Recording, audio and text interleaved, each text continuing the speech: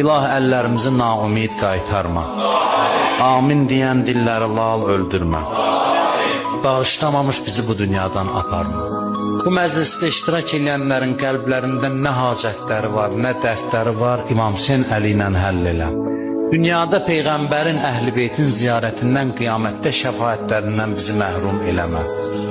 Ömrümüzün axırınacan bizə halal minnətsiz ruzi mərhəmət elə. Onlar ki, bizə rəhm eləməzlər, bizə müsəllət eləmə. Bu əllər ki, sənin dərgahına uzanıb namərd adamların qarşısında açdırma. Kimlər ki, bizdən dua xahiş ediblər, hamısının hacətlərini rəva elə. Bizi bundan artıq bir-birimizə mehriban elə.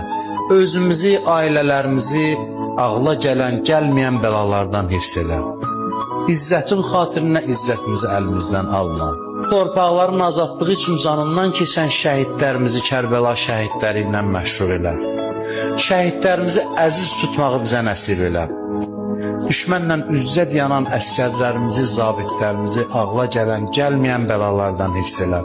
Azərbaycanımızın bayrağın dünyanın hər yerində uca elə.